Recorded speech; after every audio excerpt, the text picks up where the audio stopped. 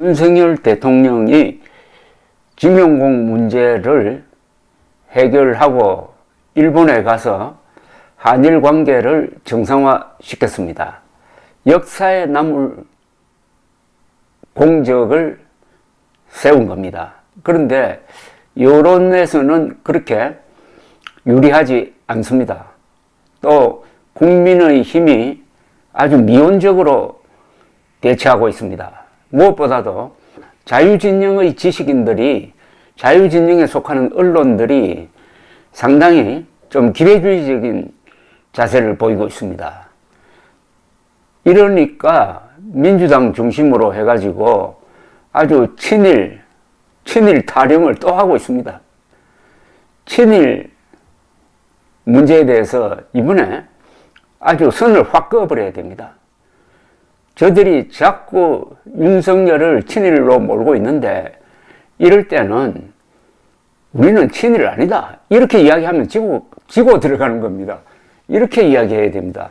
아니, 친일이 왜 나쁘냐고, 친일이 왜 나쁘냐고, 친북이 나쁘지 왜 친일이 나쁘냐, 이렇게 이야기해야 됩니다. 아니, 지금 친일이 왜 나쁩니까? 친일해야 될 나라가 대한민국 아닙니까? 한미일 동맹관계라고 그러잖아요. 그럼 동맹 또는 협력 국가와 친해야지. 그러면은 적대해야 된다는 이야기입니까? 즉, 친일은 좋은 것이고 반일이 나쁜 겁니다. 친북이 나쁘고 반일이 나쁜 겁니다. 그러니까 아주 이제는 당당하게 친일이 왜 나쁘냐, 이렇게 물어야 됩니다. 아니, 일본이 윤석열 대통령 말대로 과거는 군국주의 집단이었지만은 지금은 협력국가로 바뀌고 보통 협력국가가 아니라 미국을 사이에 두고 한미일 군사 동맹관계가 되어 있다 이겁니다. 그러면 친해야 될 것 아닙니까? 아니, 동맹국가 싸우고 반일하라고 하면은 그건 동맹을 깨라는 이야기 아닙니까? 그러니까 제일 중요한 게 친일이 왜 나쁘냐, 이렇게 나와야 됩니다. 우리는 친일해야 될 나라다라고 당당하게 선언해야 됩니다.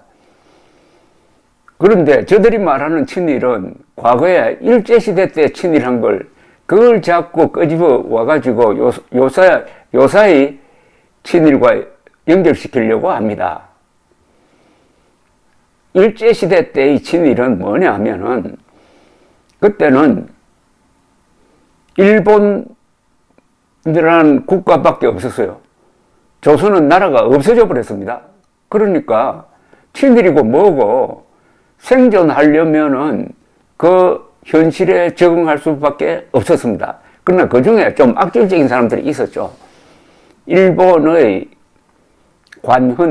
헌병이라든지 경찰 앞잡이가 되어가지고 독립투사를 잡아서 고문하고 하던 사람들이 있었습니다. 그러나 그 사람들은 아주 소수입니다. 또 그 사람들은 우리가 건국한 다음에 처벌을 받았어요. 끝난 겁니다. 우리 친일 청산 끝난 겁니다. 그때 한 겁니다. 그런데 지금 윤석열을 친일파로 보는 거는 이 사람 지금 해방 전의 시절로 돌아가서 그 기준으로 되겠다는 건데 지금 대한민국에 친일파가 어디 있습니까? 그러니까 이렇게 대답해야 됩니다. 당신들이 말하는 그런 친일파는 없다. 다 지하로 들어갔다. 당신이 말한 친일파는 유령으로서만 존재할 뿐이다. 그러나 지금 우리는 달라진 일본과 친해야 된다. 나는 당당한 친일파다. 그런데 당신은 친북파 맞지? 친북파가 아니라 친김정은파 맞잖아. 친북, 친일 누가 잘못했느냐?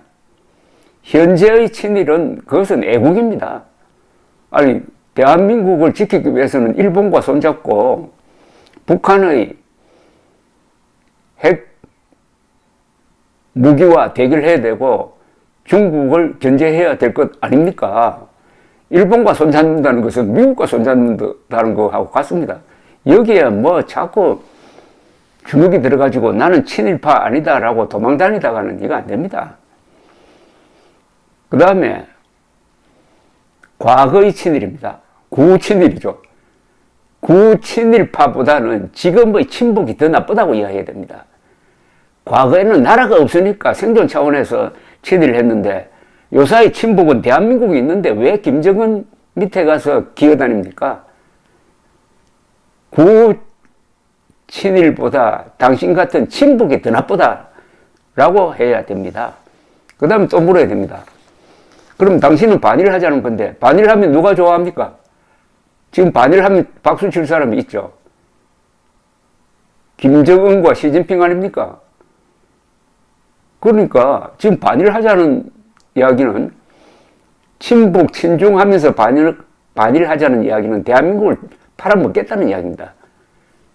지금 반일이야말로 이완용이 할 짓입니다. 지금은 친일해야 합니다. 지금 친일해야 합니다. 대한민국은 자유민주 국가와는 친해야 됩니다. 그런데 일본이 자유민주 국가 아닙니까? 그래도 계속 토착 왜곡 하면 또 반격을 해야 합니다. 대한민국에 진짜 토착 왜곡한 사람이 있다고. 과거에 청와대에 있었다고 해야 됩니다. 문재인입니다.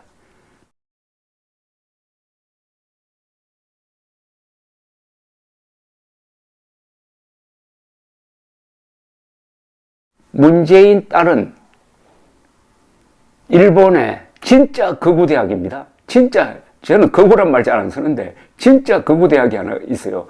국사관 대학에서 2년 동안 유학하고 왔잖아요.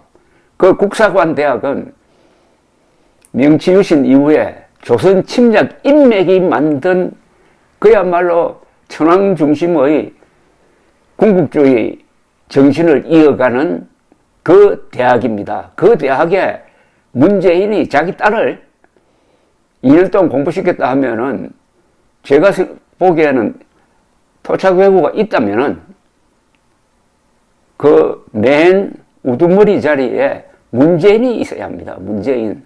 그런데 국민의힘 사람들 싸울 줄 모르는지 너무 마음이 좋아서 그런지 이런 걸 안 챙기더라고요. 이거 정면으로 제기해야 됩니다. 그 다음에 징용공 문제를 이렇게 한국에 불리하게 만든 자가 세 사람입니다. 징용공 배상은 다 끝났는 문제를 가지고 이걸 또 배상할 수 있다라는 판결을 한 김능환 대법관, 그 다음에 그것을 대법원 최종 판결로 확정한 김명수 대법원장, 이 사태를 말리지 않았던, 오히려 악화시켰던 문재인, 김능환, 김명수, 문재인, 이 법률가죠. 이 세 사람이 엉터리 판결로 대한민국을 문명사회에서, 문명국가군에서 아주 조롱거리로 만들었습니다. 그 뒤치다거리를 윤석열 대통령이 한 겁니다. 문재인, 이재명, 민주당은 자신들이 어지러 놓은 난장판을 청소한 윤석열 대통령에게 고맙다고 무릎을 꿇어야 합니다. 그런데 한국에서는 김능환, 김명수 이 두 사람의 엉터리 판결을 비판하지 않아요. 그거 사정없이 비판해야 됩니다. 아니, 건국하는 심정으로 판결을 했다는데, 아니 제2의 건국이라는데 대한민국 망했어요. 아니 판사 보고 누가 건국하라고 그랬어요? 완전히 반일 종족주의에 포로가 되어가지고 허영심에다가 오만한 이런 판결로 가지고 외교를 엉망진창으로 만든 김능환, 김명수, 이 사람을 도마 위에 올려놓고 신랄하게 비판을 해야 하는 겁니다. 이제 우파 지식인들이 나서야 합니다. 자유진영 지식인들이 나서야 합니다. 좌파 지식인들도 나서야 합니다.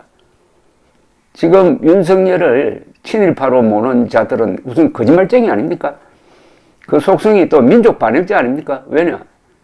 윤석열을 친일로 몬다는 것은 북한 노동당 정권도 없다는 것 아닙니까? 그래야 문명 파괴하겠다는 세력 아닙니까? 지금 이 문제는 거짓말쟁이와 정직한 사람의 대결이고 민족 반역자와 애국자의 대결이고 문명 파괴자와 문명 건설자의 대결입니다. 여기서 끝장을 봐야 합니다. 그러려면은 친일이 왜 나쁘냐?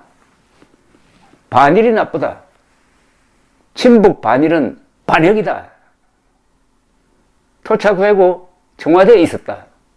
이렇게 나와야 합니다. 감사합니다.